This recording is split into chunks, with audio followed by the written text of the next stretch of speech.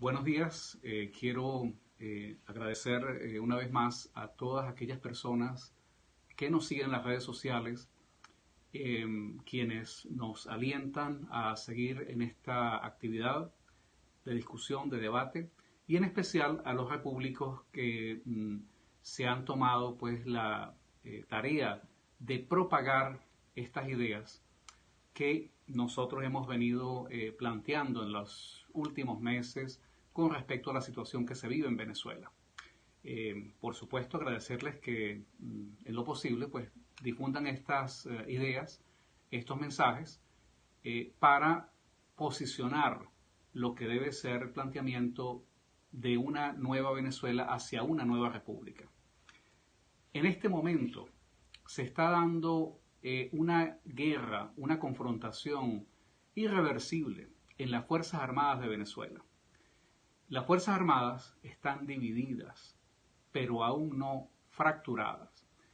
Y hay una división que se expresa no solamente en los reiterados intentos, quizás no coordinados hasta ahora, de rebelión militar, que tienen diferentes motivaciones, pero que configuran un estado de malestar, de deterioro y de colapso de la Fuerza Armada Nacional. La Fuerza Armada se ha convertido prácticamente en el único sostén del régimen de Nicolás Maduro. El PSUV como factor operativo para movilizar un apoyo político o social es prácticamente inexistente. Y no existe porque las mismas bases del PSUV están siendo azotadas por la realidad que afecta al resto de los venezolanos. Alguno que otro comandante de esos batallones que se acaparan la comida y los CLAP puede ser que tenga acceso a algunas prebendas, pero el grueso de el funcionariado del PSUV están sometidos a las mismas privaciones y por supuesto esto ha determinado pues prácticamente la desarticulación de ese partido político. Sin embargo, no dudamos en afirmar que la razón por la cual el gobierno mantiene esa posición de poder que pareciera inamovible es por el apoyo, no digamos por el apoyo militar, en realidad se trata de las armas de la República que son usadas por el 10%, vamos a reconocer que ellos pueden tener un 10% de la población en contra del 90% que no está armado.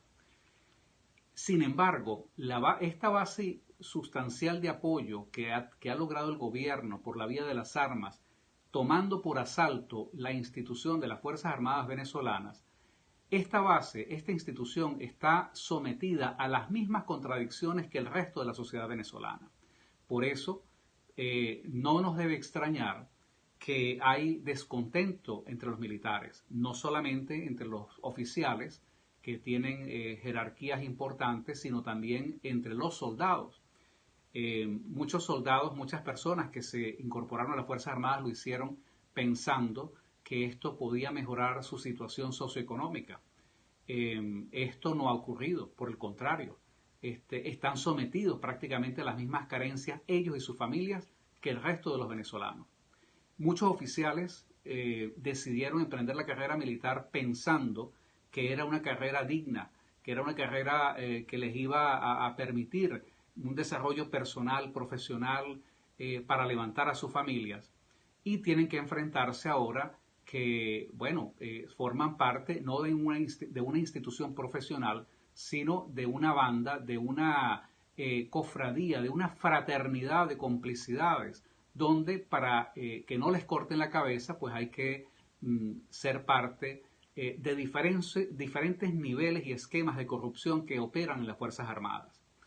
Nosotros, los repúblicos, somos enemigos de hacer análisis por la vía del reduccionismo, porque el reduccionismo lleva al simplismo. El reduccionismo, por ejemplo, es decir, todos los militares son chavistas. Todos los militares apoyan al régimen de Nicolás Maduro. Y es un reduccionismo porque prácticamente reduce el análisis a un factor desconociendo los matices, la diversidad y la variedad de otros factores que no podemos desconocer que están influyendo en este caso, en el caso que estamos analizando, en las Fuerzas Armadas venezolanas. De otra manera, no se podría explicar cómo, a pesar de que el gobierno emprendió una purga a partir del año 2002, para dejar ascender solamente a oficiales de filiación chavista, dentro de esas promociones que fueron filtradas han surgido contradicciones, hay descontento, hay rechazo y hay intentos concretos de rebelión en contra del régimen. Entonces, estas contradicciones son las que el gobierno está tratando de resolver. Por eso nosotros, sin tener ningún tipo de información, porque aunque nosotros alentamos la fractura militar, no tenemos un contacto o una comunicación o una conexión orgánica con cualquiera de las corrientes o facciones que están interactuando en las Fuerzas Armadas, pero sí las alentamos a todas para que se levanten en armas y puedan rebelarse en contra del régimen de manera de que puedan utilizar esas herramientas, pues esas armas de la República, para defender a la propia República y para defender a la población civil. De manera que para nosotros no se trata de que tengamos algún tipo de información privilegiada, no la tenemos. Nosotros nos enteramos, pues, igual que cualquiera de ustedes, por las redes sociales. Lo que sí hacemos es tratar de analizar y de entender lo que está pasando. Vemos, por ejemplo, que Nicolás Maduro hace un llamado a renovar la lealtad. Meses atrás o semanas atrás intentaron hacer firmar a los oficiales y a los soldados un apoyo al gobierno. Esto combinado con los intentos de rebelión, algunos que han sido develados, otros que seguramente están en marcha, configuran un cuadro que determina la división de esas Fuerzas Armadas venezolanas. Una división que, en mi opinión, viene básicamente impulsada por tres factores, entre otros, en mi opinión, los tres factores más importantes. En primer lugar, el deterioro y el estado de precariedad en la que están viviendo la gran mayoría de los soldados, de los efectivos militares y de los oficiales que no forman parte de estas cofradías de corrupción. Muchos de ellos, no podemos ocultar, que muchos de ellos que no participan dentro de esos esquemas de narcotráfico, de lavado de dólares, de tráfico con las divisas, o que no tienen acceso a saquear directamente desde las estructuras burocráticas del Estado, algunos de ellos, con un argumento inmoral, por supuesto, se justifican de que, hay que cobrar, hay que hacer matraca en alcabalas móviles, en las alcabalas, en la frontera. Y la Fuerza Armada pues viene siendo prácticamente, por esa situación que hay, irregular, que no podría justificar ninguna actitud inmoral, pero es lo que está ocurriendo. Por esa situación, muchos militares se justifican de que algo hay que hacer para vivir. Sin embargo, nosotros debemos rescatar la idea, la evidencia de que sí hay militares. No todos los militares son chavistas, no todos los militares están con el gobierno, no todos los militares son corruptos. De manera que nosotros queremos hacer énfasis en ese matiz que es muy importante para el análisis. El otro factor que está incidiendo es el estado de desmoralización producto de lo anterior. Se han reproducido prácticas de corrupción en los diferentes niveles de las Fuerzas Armadas, unas prácticas que son alentadas por el alto mando militar, otras prácticas son simplemente toleradas para crear un clima de complicidad donde todos de alguna manera se sientan comprometidos a defender ese mismo sistema. Muchos militares que se han rebelado lo han hecho en contra de eso, y muchos militares que han sido presos lo han sido porque, aun cuando no forman parte de esfuerzos concretos de rebelión, se han negado a formar parte de prácticas corruptas o irregulares.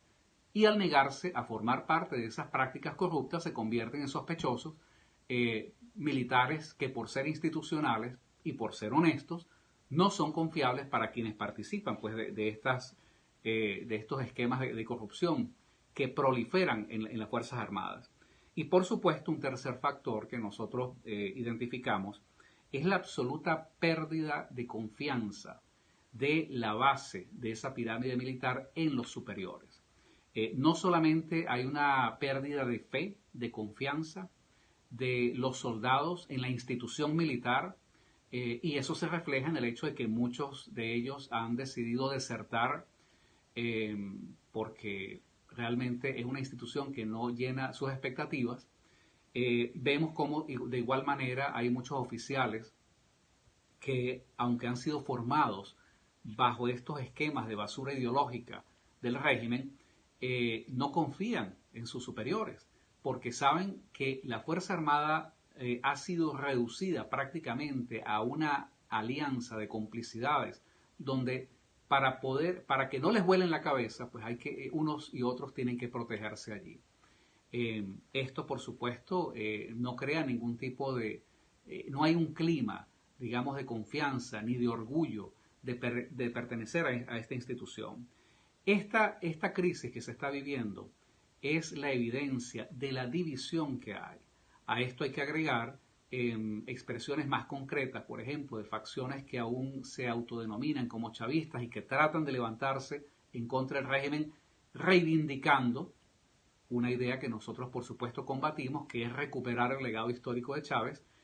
Otras facciones que adoptan una posición más institucional, donde lo que quieren es salvar a la República de lo que pareciera ser un colapso definitivo, porque el colapso de la República de Venezuela, ellos lo saben, será el colapso de las Fuerzas Armadas.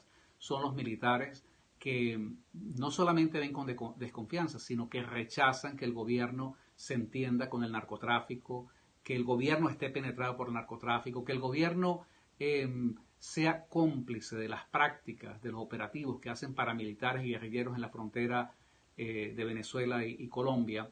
Son esos oficiales institucionales que todavía creen en el espíritu de la República como una expresión política de los ciudadanos. Bueno, con este cuadro, sin duda, nosotros vemos que hay condiciones materiales objetivas para alentar un estadio superior de esa división que hay en las Fuerzas Armadas. Y el estadio superior debe ser ir de esa división que existe en este momento, de esa división realmente existente, a una fractura militar definitiva. La fractura militar es necesaria para poder equilibrar la correlación de fuerzas que hay en este momento en la confrontación política en Venezuela. Tenemos prácticamente el 80% de la sociedad venezolana, el 80% de la población civil en contra del régimen, pero simplemente como esa población civil no está armada, es víctima de un chantaje por parte de ese 10% que controla las armas. Por eso es importante que esos factores que comienzan a proliferar en el seno de las Fuerzas Armadas, que son la expresión de ese descontento por las razones que hemos señalado, es muy importante que ellos vayan a un estadio superior, a un estadio mucho más orgánico, que permita no solamente establecer una nueva confrontación, una nueva realidad internamente en las Fuerzas Armadas, sino imponerse como facción, y una vez que ellos logren reequilibrar esas fuerzas internamente, entonces sí podamos contar con esos efectivos y con esas armas para rescatar la República, lo cual por supuesto plantea necesariamente el derrocamiento de la dictadura, de la narcotiranía que encabeza Nicolás Maduro.